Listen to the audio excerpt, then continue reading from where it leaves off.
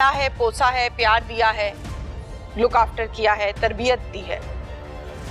फैजान के मुतल्लिक ये क्या कहते हैं, हम इनसे बात करते हैं। अस्सलाम वालेकुम। वालेकुम अस्सलाम। फैजान की दादी हैं आप जी। क्या हुआ फैजान के साथ? फैजान के साथ ये हुआ, हमारे घर गया है हमराज जब हमारा घर गया है तो हमराज ने बोला मेरे पास बेटा नहीं है, मेरे को बेटा बना के दे दो, मैं इसको ढोल का वाल सिखाता हूँ। ठीक है। ठीक है। जब घर लेके गया तो अपने घर में संभाल ही नहीं सका, इसने आगे दे दिया। अच्छा। अगवा करवा दिया है या वैसे बेच दिया है, हमें इस बात का पता नहीं है। लेकिन हमारे बच्चे के साथ बहुत ज़्यादा ज्यादती हुई है और इतनी शिद्दत हुई है भी उसको लोहे के हथियार भी इस्तेमाल करना पड़ा है लोगों को। अच्छा। उसको कैंसर हो गया, हम लोगों को पता भी नहीं, उससे पुराने की कसम ली गई। ठीक है। फिर हम लोगों किसने को कसम ली उससे? ये जो लोग हैं ना, हमराज के भांजे, ये लोगों की बहन ने और हमराज की माँ ने, ये लोगों ने कसम ले ली मेरे बेटे से, पोते मेरे से, हाँ तू कसम उठा, माँ बाप को बताएगा तो हम लोग तेरे को मार देंगे, ये तेरे माँ बाप को भी मार देंगे। अच्छा। तो तूने धमकाया? हाँ, उससे बुराई भी की और उसको नशा भी पिलाया, टीके भी लगवाए। फिर उसके साथ इतनी शिद्दत करके और बच्चे ने 100 रुपया कहीं पता नहीं उसकी जेब में कहीं हाथ मारा निकला, उधर से भागा और फिर भी हमराज के घर में पहुंचा। अच्छा। हमराज ने हमें बताया नहीं नहीं बताया। ठीक है। हमराज बता देता, हम फिर भी इसके साथ कोई इंसानियों जैसा सलूक बरत लेते। ठीक है। लेकिन इसने नहीं बताया, इसने बताना गवारा ही नहीं किया। अच्छा। ठीक है। फिर मेरे बच्चे को मेरा छोटा बेटा आया तो वो जो है ना, उसने देखा हाँ भाई इसको क्या हो गया, इसको हैजा हो गया, सिटिंग बोतल पी लिए। अच्छा, ये हमराज कह रहे हैं? हमराज कह रहा है, उसकी बीवी कह रही है इसके ने सिटिंग बोतल पी रही है, ये सिटिंग से ना हैजा हो गया है, इसको कुछ नहीं, छोड़ दो, हम लोग इलाज करेंगे, नहीं इसको नहीं लेके जाओ। अच्छा। मेरे बच्चे ने जबरदस्ती, नदीम ने उसको मोटरसाइकिल पे बिठा लिया और घर में ले गया। ठीक है। हम लोगों को हैजे का ही पता चलता रहा, हैजा है। हमने 6-7 हॉस्पिटलों में दाखिल किया लेकिन हमें पता नहीं चला। आपको फैजान ने नहीं बताया कि मेरे साथ ये कुछ? फैजान ने नहीं बताया, फैजान नशे में इतना दूध था भी वो बता ही नहीं सकता। इन्होंने मतलब नशा दिया हुआ था। मिला है आपसे? जब हम लोग लेके गए म्यू हॉस्पिटल में, हाँ। तो हमारे बच्चे को उधर जो को पूरी वो करते नहीं है क्या, वो मेरे को तो भूल गया, डैशबाजी जी वो पूरा करते हैं। ठीक है। एनालिसिस किया? हाँ वो किया, वो लोगों ने हमें बताया इसको ये मसला हुआ था। हाँ। लेकिन हम लोग तुम लोगों को कुछ भी नहीं दे सकते। अच्छा। ये मसला तुम्हारे गांव का है, उधर ही हो सकता है। ठीक है। इलाज कर सकते। ठीक है। ये फिर मेरे बेटे का पूरा ऑपरेशन हुआ, अंदर से बहुत ज्यादा वो क्या नाम है, जहर निकली उसके अंदर से। ठीक है। और फिर इधर से पैप लगा, कितनी देर उसकी जहर निकलती रही। ठीक है। मेरे बच्चे को ये लोगों ने खत्म कर दिया, मेरे को इंसाफ चाहिए बस, और कुछ भी नहीं चाहिए। ठीक है। फैजान के दादा से बात करते हैं। बाबा जी ये माइक पकड़ें। क्या नाम है बाबा जी? नज़ीर अहमद। नज़ीर अहमद जी। नज़ीर साहब तुसी साडे वड्डे हो जी, ते वड्डे एहतराम दी जगह ते हुंदे। माशाअल्लाह। तुसी बच्चे नू भेजिया उत्थे, तुहाडे कोल बच्चा रहंदा सी जी, ते तुसी पता नहीं कीता कि बच्चा ठीक है नहीं ठीक है, बच्चे नू की करदे ने की नहीं करदे? बच्चा जी मैं इस हमराज को आपके साथ ले जाता था पिंड। ठीक है। ये मेरे मामू जान का बेटा है, मुलेर है। ठीक है। इसनो मेरे बेटों को बात ढोल दा बल नहीं आंदा। ठीक है।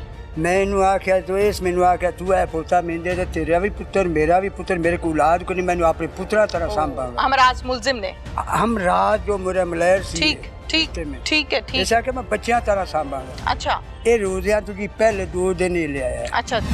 15 रोजे गया बच्चा साढ़े को जी। ठीक है।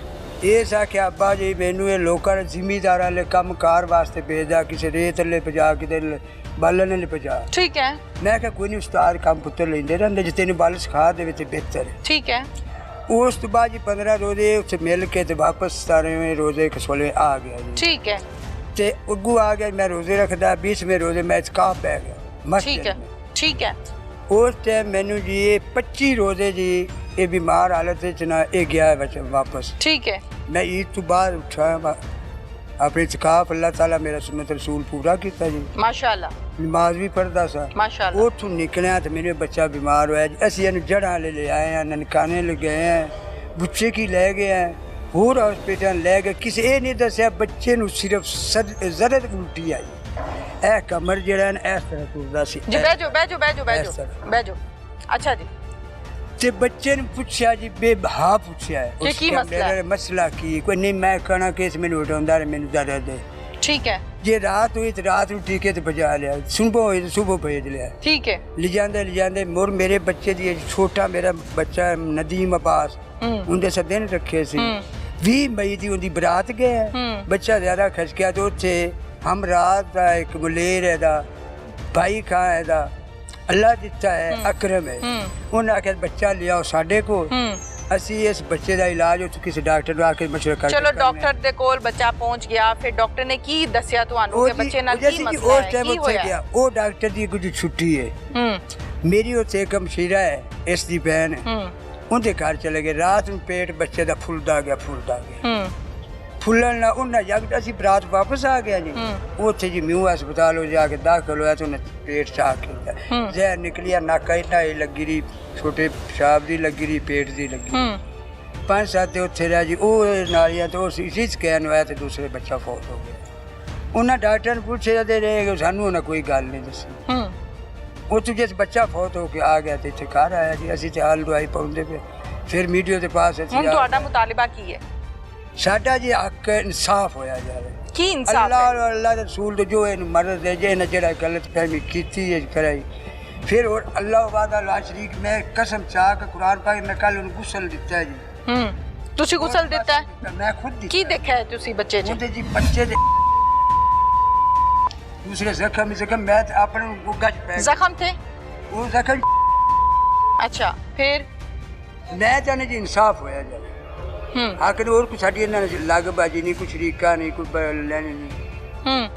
ਠੀਕ ਹੈ, ਬਸ ਇਨਸਾਫ ਹੋ ਜਾਵੇ। ਪੁਲਿਸ ਦੀ ਕਾਰਕਰਦਗੀ ਕੋਲੋਂ ਮੁਤਮਈਨ ਹੋ?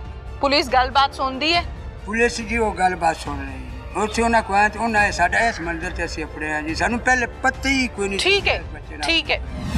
ਪੁਲਿਸ ਨੇ ਸਾਡੀ ਇੰਨੀ ਮਦਦ ਕੀਤੀ ਹੈ, ਸਾਡੇ ਬੱਚੇ ਨੂੰ 2-3 ਘੰਟਿਆਂ ਦੇ ਵਿੱਚ ਮੁਲਜ਼ਮ ਪਕੜ ਲਏ ਨੇ। ਠੀਕ ਹੈ, ਫਿਰ ਸਾਡੇ ਨਾਲ ਉਹਨਾਂ ਇਤਨੀ ਮਦਦ ਕੀਤੀ ਹੈ, ਸਾਨੂੰ ਉਹਨਾਂ ਆਪਣਾ ਸਮਝਿਆ। ਸਾਡੇ ਬੱਚੇ ਦੇ ਜਨਾਜ਼ੇ ਨਾਲ ਵੀ ਪਹੁੰਚੇ ਨੇ। ਅੱਛਾ ਜੀ, ਸਾਡੇ ਬੱਚੇ ਦੇ ਜਨਾਜ਼ੇ ਨਾਲ ਵੀ ਪਹੁੰਚੇ ਨੇ, ਫੁੱਲ ਵੀ ਜਾ ਕੇ ਪਾਏ ਨੇ, ਸਾਡੇ ਨਾਲ ਫੌਤਗੀ ਦਾ ਇਜ਼ਹਾਰ ਵੀ ਕੀਤਾ ਨੇ, ਸਾਡੇ ਨਾਲ ਮਾਲੀ ਮਦਦ ਵੀ ਕਰਦੇ ਪਏ ਨੇ। ਭਾਈ ਜਾਨ ਦਾ ਮੈਨੂੰ ਤਾਂ ਨਾਮ ਹੀ ਭੁੱਲ ਗਿਆ ਮੇਰੇ ਬੇਟੇ ਦਾ। ਇਹ ਬੱਚੇ ਨੇ ਬਹੁਤ ਸਾਡੇ ਨਾਲ ਜ਼ਿਆਦਾ ਹੈਲਪ ਕੀਤੀ ਹੈ। ਸਾਡੇ ਨਾਲ ਡੀਸੀ ਆਪਣਾ ਜਿੱਥੇ ਗਏ ਆ ਡੀਪੀਓ ਦਾ ਦਫ਼ਤਰ ਜੀ, ਡੀਪੀਓ ਸਾਹਿਬ ਦਾ ਦਫ਼ਤਰ ਹੈ, ਉਹਨਾਂ ਵੀ ਸਾਡੀ ਬਹੁਤ ਸੁਣੀ ਔਰ ਸਾਡੇ ਨਾਲ ਬਹੁਤ ਜ਼ਿਆਦਾ ਤਾਮਨ ਕੀਤਾ। ਠੀਕ ਹੈ, ਅੱਲਾਹ ਤਾਲਾ ਉਹਨਾਂ ਨੂੰ ਹੋਰ ਜ਼ਿਆਦਾ ਉਹਦੇ ਦੇਵੇ, ਅੱਲਾਹ ਉਹਨਾਂ ਨੂੰ ਖੁਸ਼ ਰੱਖੇ।